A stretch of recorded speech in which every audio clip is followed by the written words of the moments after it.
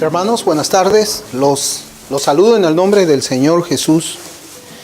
Quisiera pedirles que por favor abramos la escritura en el Evangelio según San Lucas en el capítulo 14. Lucas capítulo 14. Nosotros hemos venido estudiando en la escuela dominical este Evangelio de Lucas, pero en esta oportunidad yo quisiera que nosotros podamos examinar a la luz de la Escritura un tema que vamos a llamarle el costo de ser un discípulo. El costo de ser un discípulo. Y ahí en el capítulo 14 de Lucas hay tres pasajes.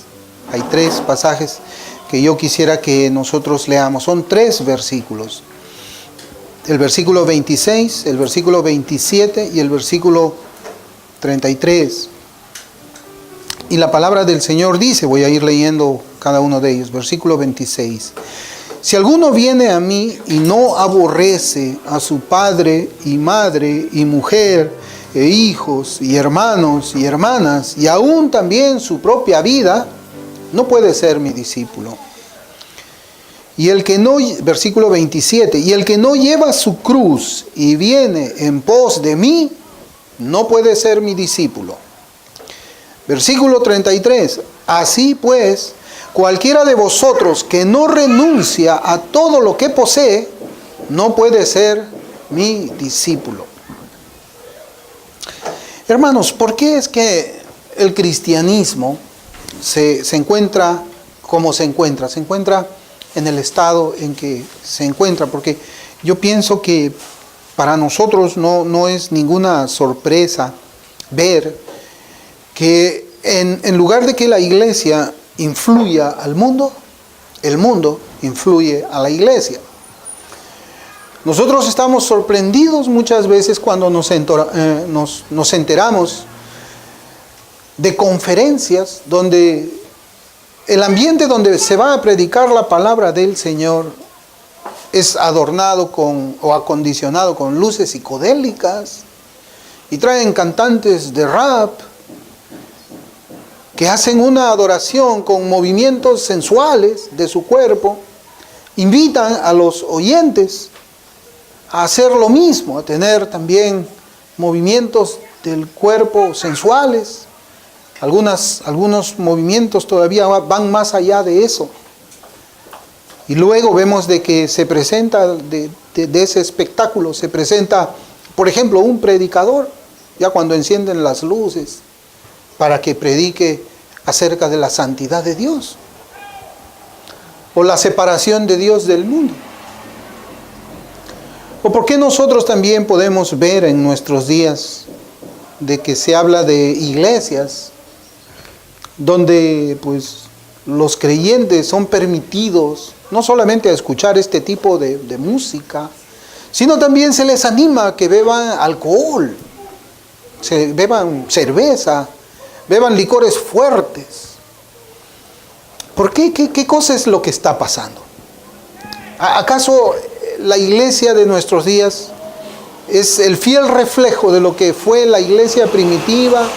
El Señor tenía como propósito plantar una iglesia que fuera como nosotros estamos viendo en nuestros días. Por eso es que la pregunta es, ¿por qué el cristianismo se encuentra como se encuentra? Y no creo que esta pregunta sea difícil de entender, pero sí es posible que sea difícil de responder. Esta pregunta no apunta, hermanos, en ninguna manera a cantidad de personas que asisten o no asisten a una determinada iglesia evangélica o alguna otra denominación. Absolutamente no estamos hablando nosotros de cantidades. Si nosotros examinamos las Escrituras, el éxito, si es que se puede llamar éxito, esa palabra hay que manejarla muchas veces con muchísimo cuidado. No existe éxito en medio de lo que es el Evangelio, seguir a Cristo. Lo que sí existe es fidelidad. O sea, si nosotros vamos a hablar de éxito o de hacer bien el trabajo, tenemos que hablar no de números, sino de fidelidad. La pregunta que el Señor va a hacer a los ministros y a cada uno de los que tengamos que comparecer delante de su tribunal es, ¿fuiste fiel Porque el Señor va a decir así, si es que hemos sido obreros fieles o no hemos sido obreros fieles. El Señor no nos va a preguntar cuántas personas llevamos a la iglesia, sino nos va a preguntar si es que hicimos discípulos. Por eso es que nosotros tenemos que considerar esta meditación bajo el título El costo del discipulado. Nosotros no podemos hablar de cantidades, porque si vamos a las Escrituras y vemos la iglesia del Señor cuando Él comenzó a llamar a sus miembros, pues vamos a encontrarnos que Él tenía una iglesia de 12 personas, más de los que estamos aquí. Nosotros podemos decir de que el Señor tenía una iglesia donde sus miembros eran pescadores, sus miembros eran personas que pues sin instrucción teológica, eran personas con personalidades o caracteres multiformes, eran distintos. Tenía un celote, Simón el celote estaba ahí, un terrorista. Tenía un cobrador de impuestos y ellos pues tenían diferentes formas de sentir también las cosas. Y la misma Escritura dice que la clase religiosa de aquel tiempo lo llamaba a los seguidores del Señor como hombres sin letras y del vulgo.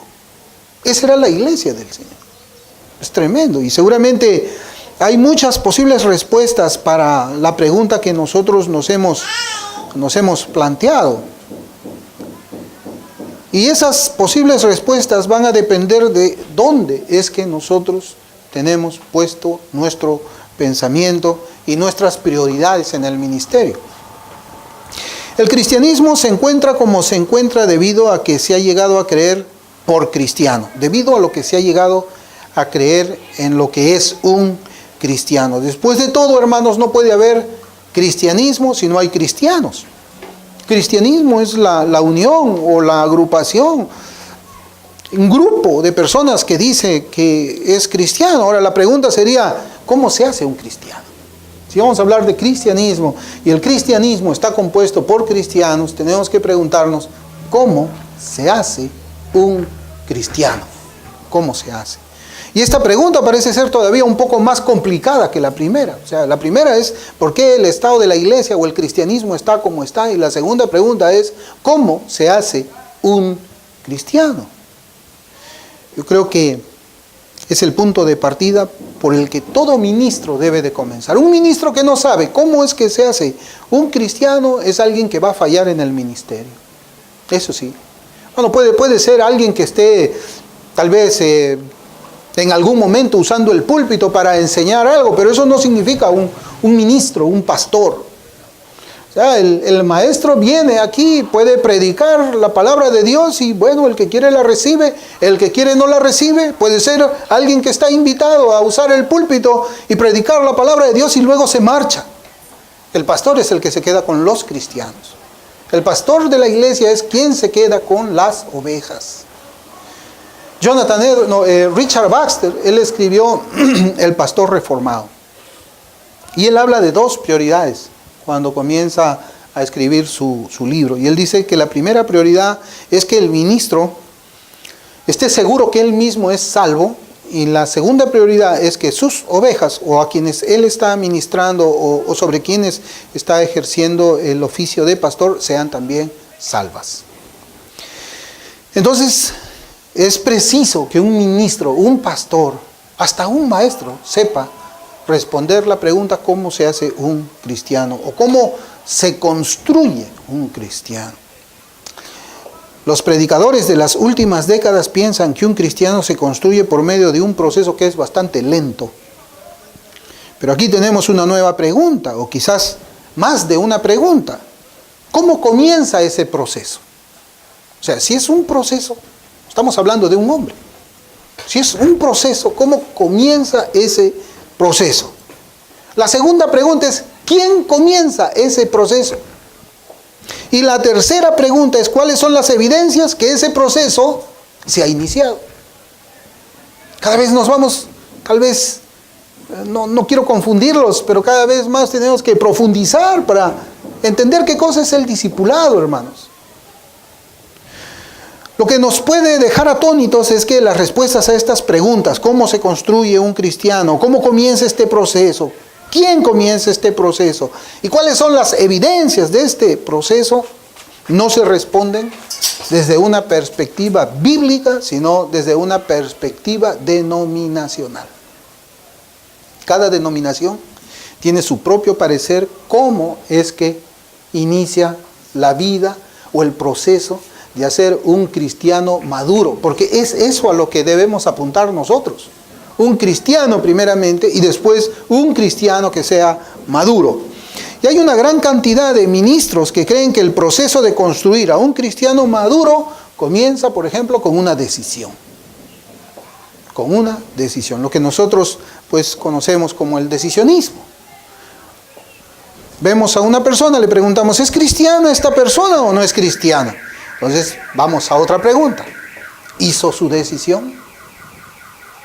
Porque si no hizo su decisión, no es cristiano. Si hizo su decisión, entonces es cristiano. ¿Y quién comienza ese proceso?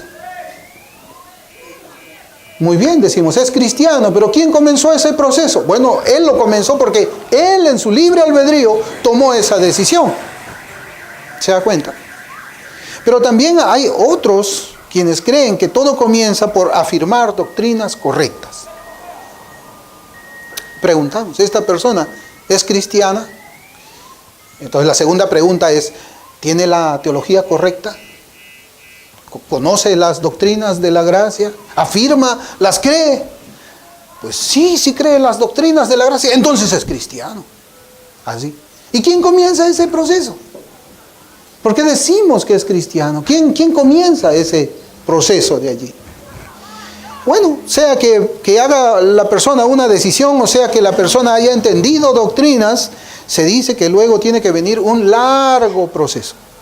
Un largo proceso en el cual el cristiano debe de venir a la iglesia para escuchar cada semana la palabra de Dios y así edificarse en la madurez y en la estabilidad espiritual. Es largo el proceso, hablamos, ¿no?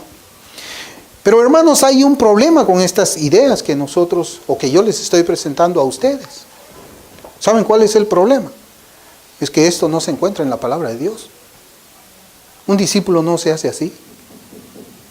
Una cosa es que se haga así, otra cosa es que la Biblia diga que así se hace. Un discípulo. El Señor nunca usó esa metodología. Los apóstoles nunca usaron esa metodología. Cristo nunca pensó en decisiones ni en afirmar doctrinas correctas para que Él construya su iglesia de 12 miembros. Su iglesia de 12 miembros. Yo quería hablarles, hermanos, de esto porque creo que ya les había comentado a ustedes en semanas anteriores que estoy leyendo un libro que se llama El gozo de seguir a Cristo, que está escrito por John Oswald Sanders, y donde el autor también comienza planteando precisamente el problema del cristianismo de nuestros días. Es un libro que estoy leyendo así por gotitas. O sea, lo leo a veces a la semana unos 20 minutos nada más, porque tengo otras lecturas que hacer. Pero lo veo a veces en la mesa y me leo una página, y así me leo una página, es un libro cortito. Y me voy leyendo una página y yo he podido encontrar de que este autor es un autor antiguo, tiene mucha sabiduría. Mucha sabiduría. El autor dice en el prefacio, y quiero compartirles lo que él escribe. Él dice, la disposición de nuestros días es por una satisfacción instantánea y un compromiso a corto plazo. Respuestas rápidas a las oraciones y resultados rápidos con un mínimo de esfuerzo y evitando la molestia. El resultado es que después que ellos han viajado una distancia corta y el camino comienza a ponerse más empinado y más difícil, ellos se comportan como los discípulos mencionados en Juan 6:66. Desde entonces, muchos de sus discípulos volvieron atrás y ya no andaban con él. Cristo está buscando hombres y mujeres de calidad, para quienes no existe una vuelta atrás. Cristo está buscando hombres y mujeres de calidad en quienes no existe una vuelta atrás. No existe una vuelta atrás. Y ahora también cuando nosotros hablamos de esto, yo quisiera que sigamos enfocados en lo que dice la Escritura. ¿Qué significa no volverse atrás? ¿Qué significa no volverse atrás? La Biblia habla de no volverse atrás también. No volverse atrás, primero voy a decirles lo que no significa. No volverse atrás no se refiere a dejar de asistir a la iglesia.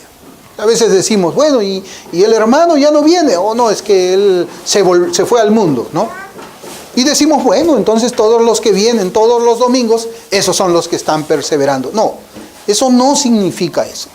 Eso no significa que todos los que asisten religiosamente todos los domingos a la iglesia sean discípulos, no se han vuelto atrás. No, sino significa que aun cuando están congregándose, han abandonado un compromiso con el Señor.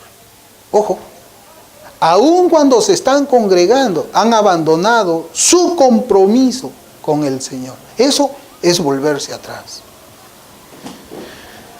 Continuar congregándose, pero también renunciando lentamente a las demandas del Evangelio. Eso es volverse atrás. Estás congregándote, pero has renunciado lentamente a obedecer al Señor en sus demandas en el Evangelio. Eso es volverse atrás. Significa también continuar congregándose, pero mezclar poco a poco lo profano y lo mundano con lo que es santo. Eso es volverse atrás. Hay personas que están dentro de la iglesia y no son salvas, hermanos. Y usted lo puede ver en Mateo 7, cuando la Escritura nos enseña un cuadro que es aterrador. Y encontramos a personas que están en la puerta del cielo, Cristo no les deja entrar. Y ellos comienzan asombrados, pero Señor, en tu nombre profetizamos, en tu nombre echamos fuera demonios, escuchamos tus enseñanzas en las plazas, en todos los lugares. Y el Señor le dice, apartaos de mí, yo no los conozco a ustedes. Eran hombres, mujeres que congregaban, pero no eran salvos. Uno puede seguir congregando en una iglesia local, sin embargo, ello no significa que sea un verdadero discípulo del Señor. Yo quiero que nos enfoquemos en esa palabra, hermanos, discípulo del Señor, discípulo del Señor. Y efectivamente el problema es que los ministros han perdido de vista la enseñanza de Cristo en cuanto a quién es un discípulo. Y Cristo lo enseña aquí en Lucas. En 3 versículos Él dice, ¿quién no puede ser un discípulo? Y a partir de ello nosotros podemos decir, entonces este es un discípulo. Lucas 14:26 dice, si alguno viene a mí y no aborrece a su padre y madre y mujer e hijos y hermanos y hermanas y aún también su propia vida, no puede ser mi discípulo. Y el que no lleva su cruz y viene en pos de mí, no puede ser mi discípulo. Esta forma de hablar, hermanos, ya no existe en nuestros días. Ya no hay. Aunque hay algunas iglesias donde se predican estos versículos, pero dándoles una interpretación moderna que extirpa, arranca las demandas que Cristo exigió para aquellos quienes quieren seguirlos. Estos versículos pueden ser predicados en lugares, hermanos, donde la adoración es mundana. Estos versículos pueden ser predicados en lugares donde no existe un compromiso con Cristo. Estos versículos pueden ser predicados en lugares también donde no existe un deseo de dar la vida por el Señor. ¿Y cómo puede ser eso posible? ¿Cómo? Solamente cambiando el significado del texto. Acá Cristo dice, ¿quién no puede ser su discípulo? Y ese es el método de Cristo. Ese es el método del Señor. Son sus palabras. Sus palabras. El método que Cristo establece cuando Él dice, no puede ser mi discípulo. Y esa afirmación, hermanos, es clara. Es clara. Ahí no podemos darle vuelta a nada. No podemos. Por medio de una interpretación contraria podríamos decir que, mire cómo voy a leer, aquellos quienes aborrecen a su padre, madre, mujer, hijos, hermanos y hermanas, y aún su propia vida, tales personas Solamente esas personas pueden ser discípulos del Señor. ¿Cómo suena? ¿Cómo suena, hermanos? No es esa la palabra del Señor, pero dígame usted cómo suena, que yo se lo estoy diciendo ahora desde el púlpito. Si usted no aborrece su padre, su madre, su hija, su hijo, su esposa, su nieto, su padre, su madre, usted no puede ser discípulo del Señor. Así dice la Biblia, claramente. ¿Qué les parece a ustedes? ¿Cómo suena? ¿Quiere seguir congregando aquí después que yo estoy diciendo eso?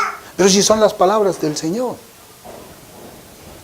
De la misma forma, solamente aquel o aquella que lleva su cruz y sigue al Cristo, tal persona, y solamente esa persona puede ser un discípulo del Señor. Hermanos, ¿ustedes creen que los discípulos van a ir al cielo? ¿Ustedes creen que los que no son discípulos, pero asisten a una congregación, también van a llegar al mismo lugar que los que son discípulos? No se engañe. Por eso es que hermano, es preciso que nosotros hablemos el alcohol de la palabra sobre la herida del pecado. Arde. A todos nosotros cuando vemos las demandas del Señor, wow, esto es lo que dice Cristo. Esto es lo que yo debo obedecer. Lo que estos versículos nos dicen de manera sencilla es que debemos poner a Dios, debemos poner a Dios en el primer lugar de nuestras vidas. En el primer lugar de nuestras vidas. Nuestro primer y principal amor es para Él. Es para Él. Nuestra fidelidad y consagración debe ser solamente primeras para el Señor Dios. Esto es lo que nos dice este versículo. Y el Señor también dice en Lucas 14:33, así pues, cualquiera de vosotros que no renuncia a todo lo que posee, no puede ser mi discípulo. Ahora, Cristo no está diciendo que debemos vivir desposeídos de todo, sin casa, sin posesiones, sin ropa, ni nada parecido, sino que debemos rendirnos ante Cristo de manera incondicional, todo lo que son nosotros y todo lo que poseemos a Él. A Él. Eso es lo que la palabra del Señor enseña. Esa es la interpretación gramatical histórica del texto. Ahora la pregunta es si podemos ver esto en nuestros días.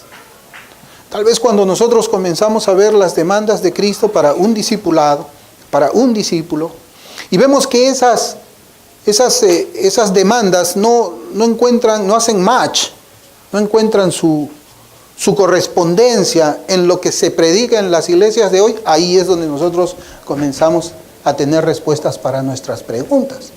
¿Por qué el cristianismo está como está? ¿Cómo es que se hace un cristiano? ¿Quién es un cristiano? ¿Quién es un discípulo?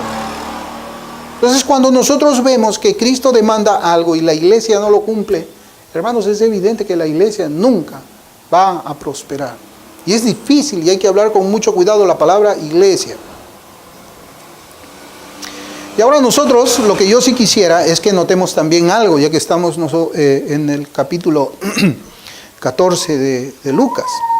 Yo quisiera que notemos que las palabras dichas por el Señor no se dirige a un pequeño grupo de personas que están interesadas pues en el Señor, están interesadas en la salvación, están interesadas en su ministerio. No, el Señor no les está hablando aquí a 5, a 10, a 15, a 50. Mire cómo dice el versículo 25, que es el contexto en el que el Señor comienza a hablar del costo de ser discípulo. Dice, grandes multitudes iban con Él y volviéndose les dijo, o sea, usted se puede imaginar, Cristo está caminando, detrás de Él viene una muchedumbre, una multitud de muchísimas personas. Cristo está caminando y de repente Él se detiene, se voltea, los mira y les dice, no pueden ser mis discípulos si ustedes no hacen esto. Si no hacen esto, no pueden ser mis discípulos.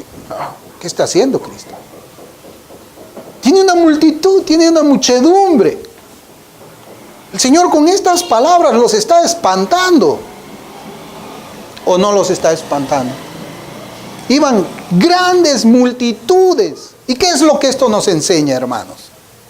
¿Sabe qué nos enseña? Que a Cristo no le interesa tener una iglesia llena de multitudes de personas, pero que no le amen a Él, que no le amen a Él por encima de cualquier otra persona, de cualquier otra relación o de cualquier otra cosa. Cristo no quiere esas multitudes o muchedumbres asistiendo cada domingo a una iglesia local, pero que no desee un compromiso firme con Él. Cristo no quiere eso.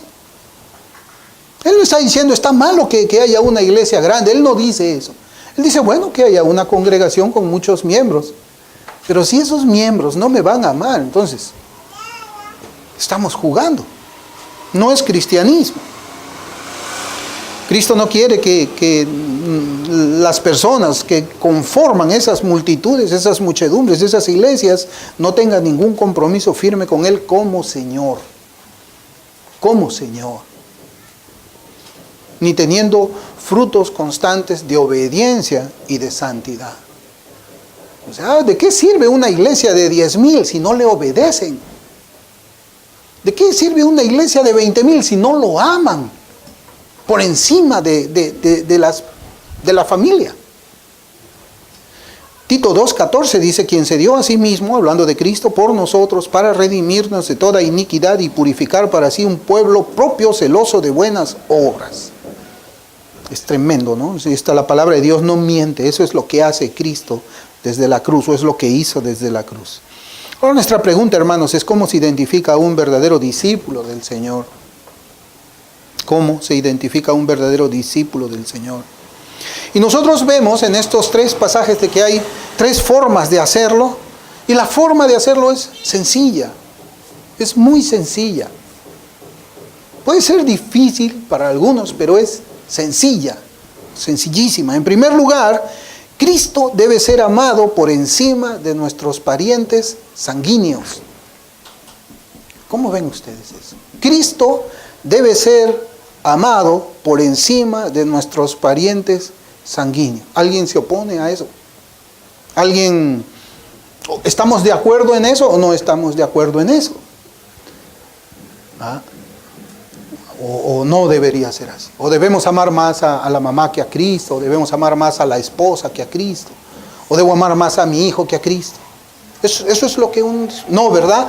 Todos estamos de acuerdo. Todos estamos de acuerdo que debemos amar a Cristo por encima de nuestros parientes sanguíneos. Ninguno me va a contradecir, ¿verdad? ¿O sí? Nadie puede contradecirme a mí en esto. Porque es lo que la Biblia enseña. Entonces,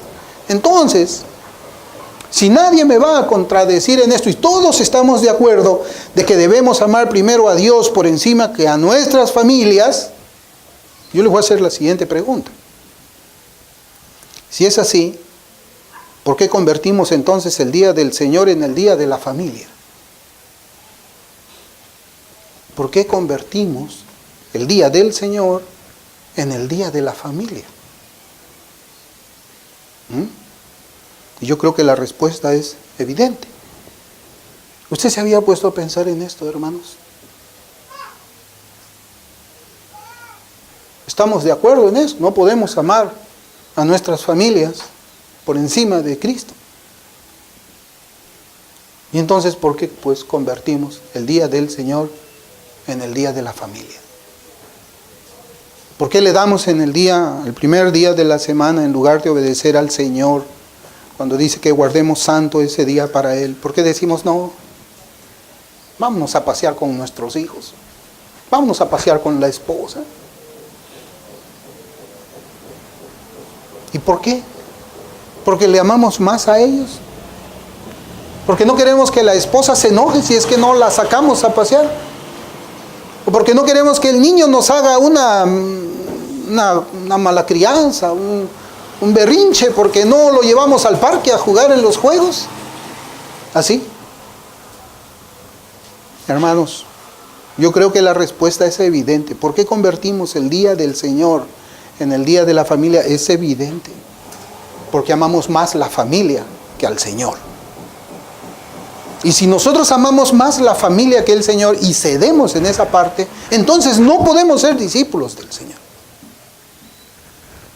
¿Estamos de acuerdo que el cuarto mandamiento ordena para todos que debemos guardar el día del Señor o no?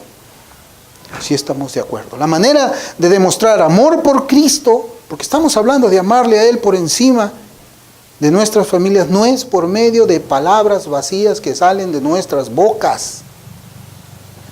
No, el Señor nunca dice, dime que me amas con tus labios. Nunca en la Biblia usted va a encontrar que eso sea una demanda del Señor. Al contrario, los fariseos hacían eso.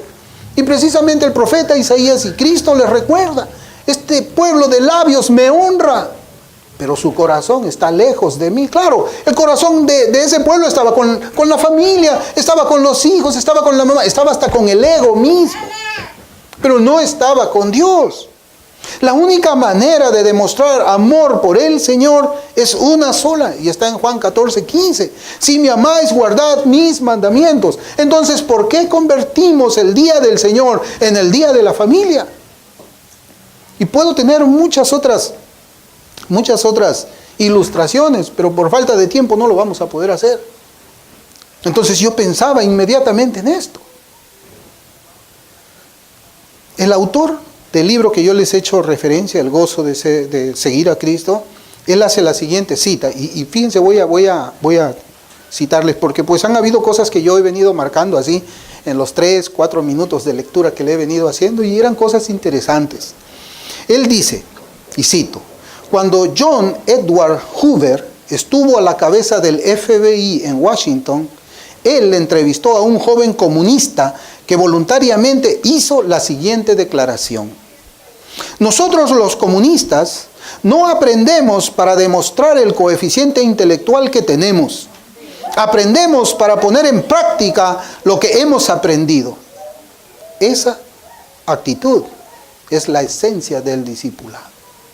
No aprendemos para demostrar que somos muy inteligentes. No aprendemos de los decretos de Dios para derrotar teológicamente a otros hermanos que quizás no tienen acceso a esa lectura. No aprendemos para creer que somos mejores. El discípulo aprende para obedecer. Esa es la esencia del discipulado. Aprende para obedecer. Y evidentemente yo pues me he quedado sorprendido de que, hermanos, he llegado a conocer personas analfabetas, hermanos en la fe, analfabetos, pero que su corazón estaba en obedecer la palabra de Cristo. Yo una vez le pregunté a una hermana, cuando le dije, hermana, vamos a leernos un pasaje de la Escritura porque he llegado temprano al servicio, ¿qué le parece si leemos algo? No puedo hacerlo. Y yo me quedé espantado y le decía, ¿por qué no? Porque no sé leer. ¿Y cómo es que usted conoce todos esos pasajes? ¿Cómo es que usted ha llegado a aprender a vivir piadosa, justa y rectamente? Porque escucho lo que los pastores predican. Y me he aprendido así la Biblia, escuchándola.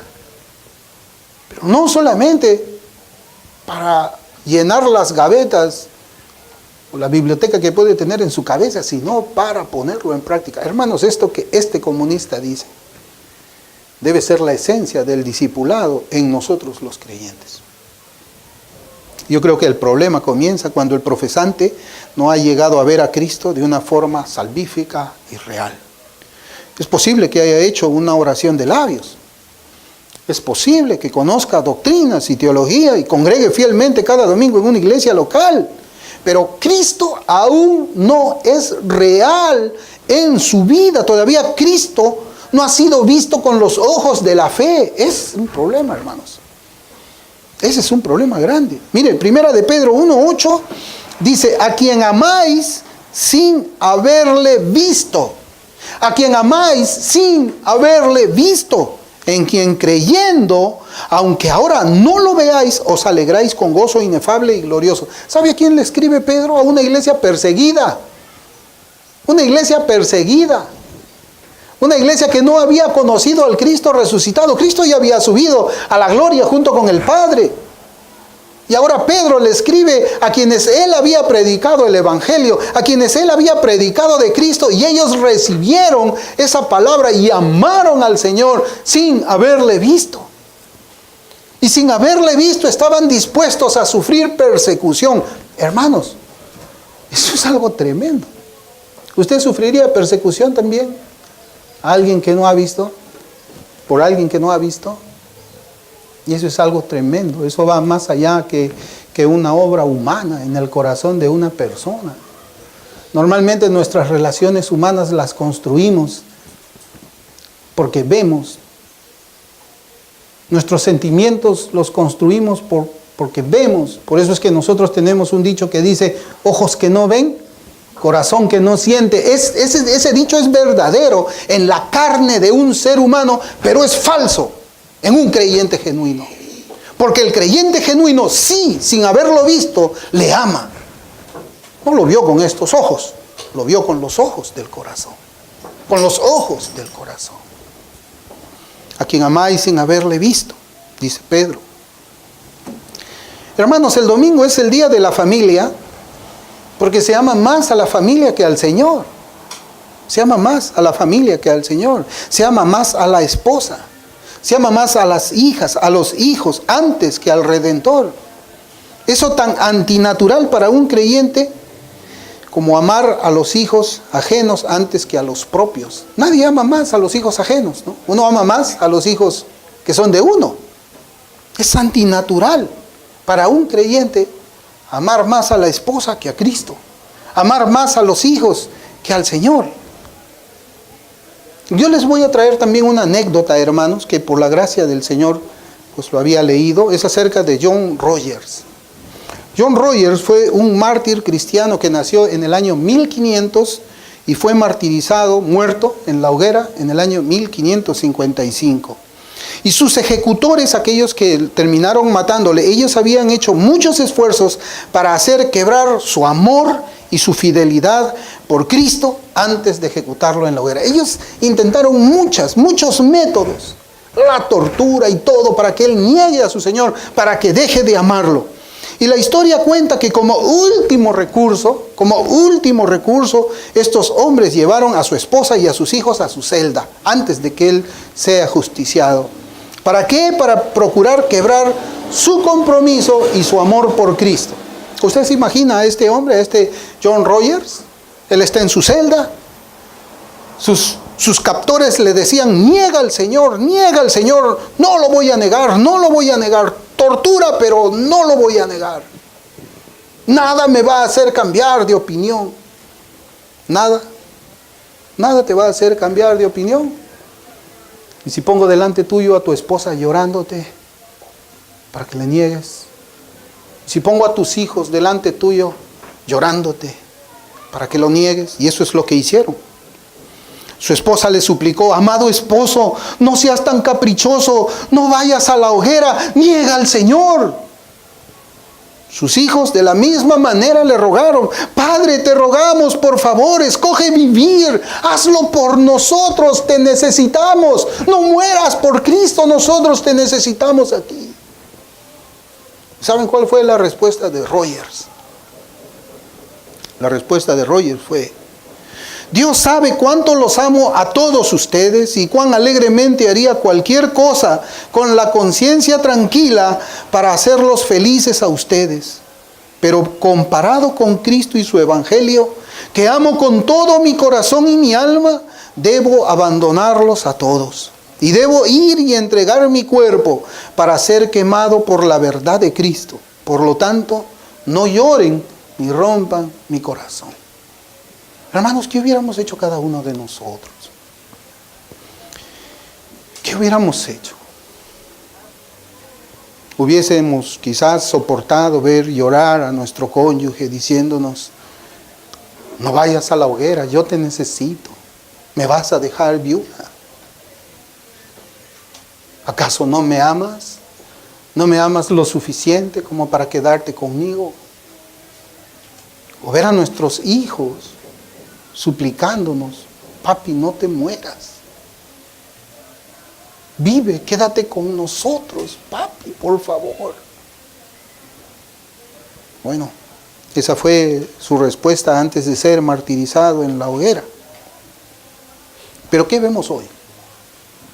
¿Qué vemos hoy? Esto es un hombre que vivió en el siglo XVI, pero ¿qué cosa es lo que vemos hoy?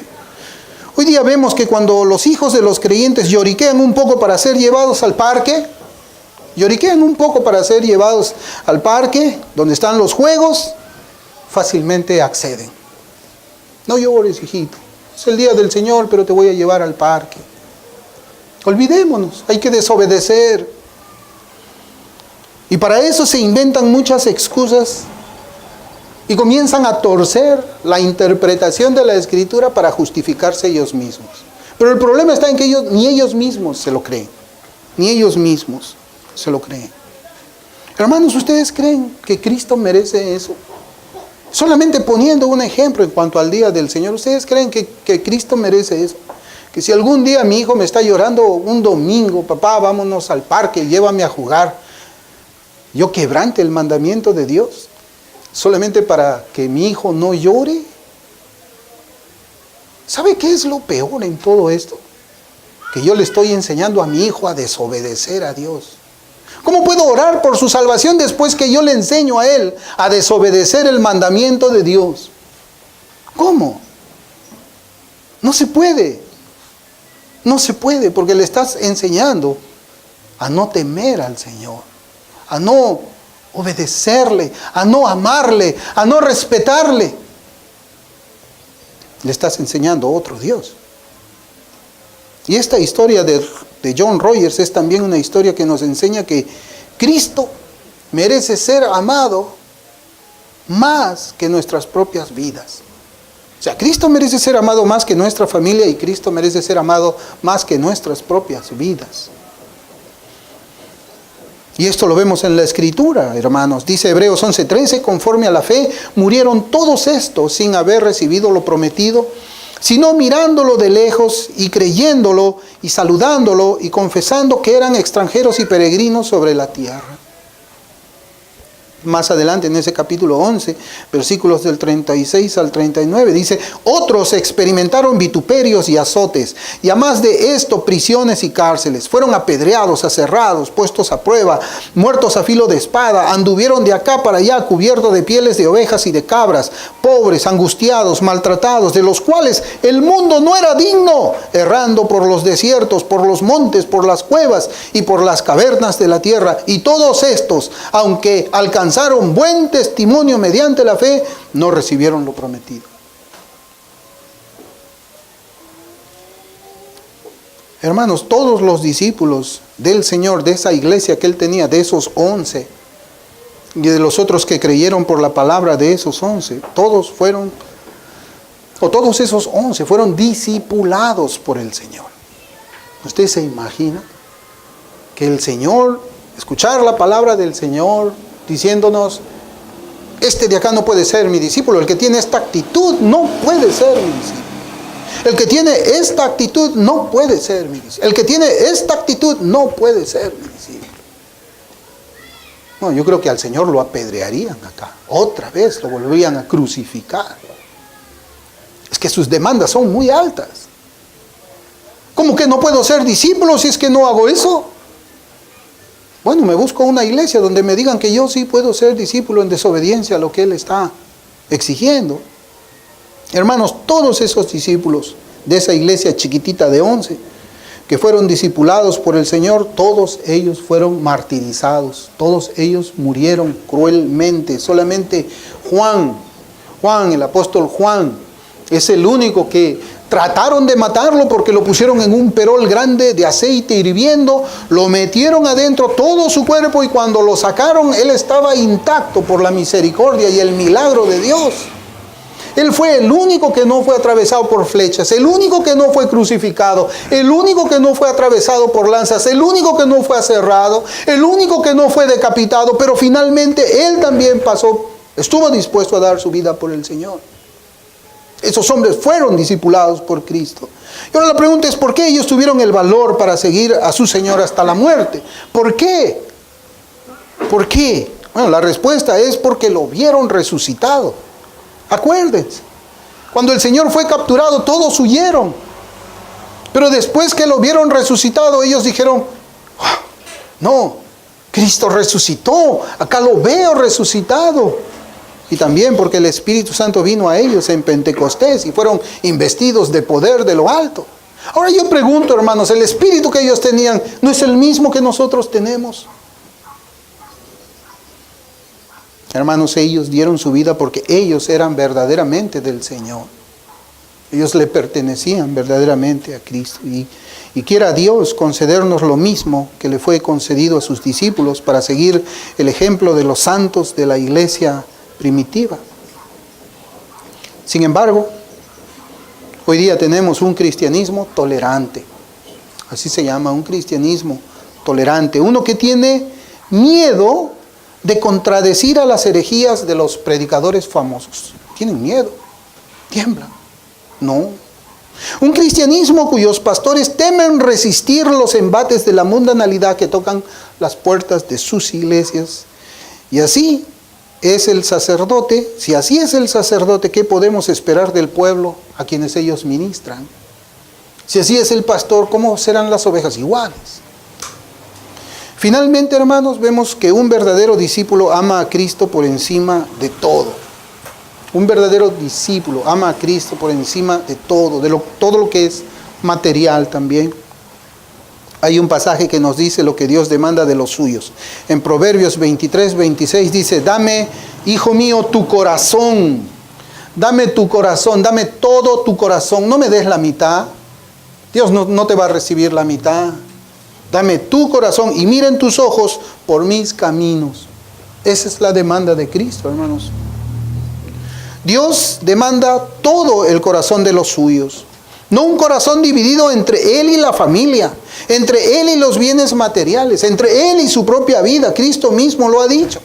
En Mateo capítulo 22, versículo 37, Jesús les dijo: amarás al Señor tu Dios con todo tu corazón, con toda tu alma y con toda tu mente.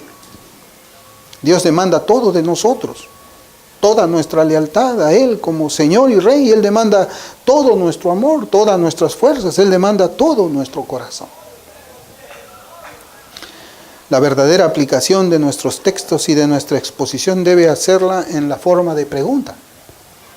¿Es usted un discípulo de Cristo? ¿Es usted un discípulo del Señor? ¿Ama usted a Cristo más que a su propia familia, que a su propia vida? ¿Ama usted al Señor por encima de todas las cosas materiales de este mundo? ¿Quebrantará los mandamientos de Dios para no entristecer a su familia? ¿Haría usted eso? ¿Desobedecerá a Dios para no parecer delante de los hombres como alguien intolerante? Usted debe responderse con toda honestidad espiritual estas preguntas. Miremos lo que Dios dice en Hebreos 10, 37, 38, hablando del discípulo. Porque aún un poquito, y el que ha de venir vendrá y no tardará, mas el justo vivirá por fe. Y si retrocediere, no agradará a mi alma. Pero nosotros no somos de los que retroceden para perdición, sino de los que tienen fe para preservación del alma.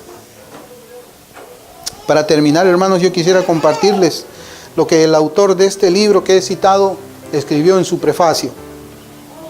La cita dice: hoy uno puede ser considerado como un cristiano aun si presenta poca o ninguna señal de un progreso como discípulo de Cristo. No fue así en la iglesia primitiva. En aquel entonces, el discipulado envolvía la clase de mandamiento que habló Pedro cuando dijo al Señor en Marcos 10, 28. He aquí, nosotros lo hemos dejado todo y te hemos seguido. Lo hemos dejado todo y te hemos seguido. Dejaron familias, dejaron todo pasó a un segundo plano y siguieron al Señor. Vamos a orar.